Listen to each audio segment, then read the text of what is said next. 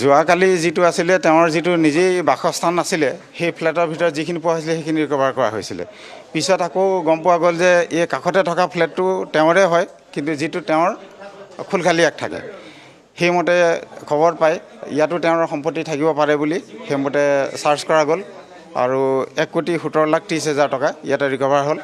তাৰ উপৰিও কিছুমান কাগজ আপোনাৰ মাটিৰ সম্পত্তিও মাটি ফ্লেট এইবিলাকৰ কিছুমান কাগজ পোৱা গৈছে। অলংকাৰ বা কিবা অন্য কিবা সম্পত্তি কিবা ইয়াতে সেইখিনি যিখিনি পোৱা হৈছিলে সেইখিনি যোৱাকালি যিখিনি হৈছিলে আপোনালোকক দিনত কোৱা হৈছে তেওঁৰ নিজা থকা ঘৰত। ইয়াত কিন্তু অলংকাৰ তেনেকুৱা পোৱা হোৱা নাই।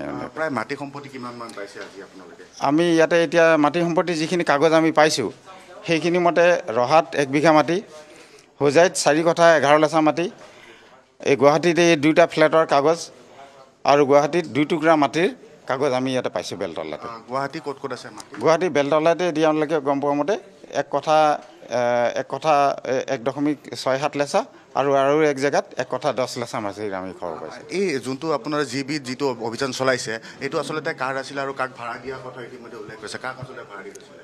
এইটোত তেওঁৰ খুলখালি একজন থাকে, এইটো তেওঁ ভাড়াতে আছিলে নে সম্বন্ধীয় বুলি তেওঁ নিজেই এনেই থাকিব লাগিছিলে সেইটো আমি ইমান নাজানো। তেওঁৰ পাৰিবাৰিক কথা সেইখিনি পিছত গম পোৱা যাব। কিন্তু তেওঁৰ খুলখালি যিজন আছে প্ৰাঞ্জল প্ৰতিম বৰা বুলি তেওঁ এইটো ঘৰত আছিলে। বেংক একাউণ্ট বা এনেকুৱা ধৰণৰ কিবা আজি তথ্য লাভ কৰিছে? নাই, তেনেকুৱা কাগজ পোৱা হৈছে। সেইবিলাক বেংক একাউণ্টত কিমান কি আছে কি নাই সেইখিনি আমি ইনভেষ্টিগেশ্যনত সেইখিনি গম পাম। কেইটামান বেংক একাউণ্ট আপোনালোকে জব্দ কৰিছে?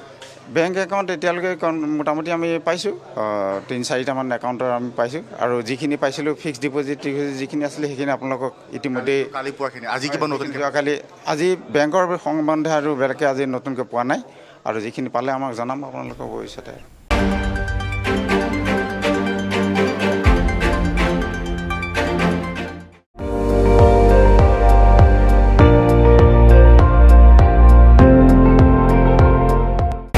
আপুনি চাই আছে ND24, সৰ্বশ্ৰেষ্ঠ নহয় সৰ্বোত্তমৰ দৌৰত।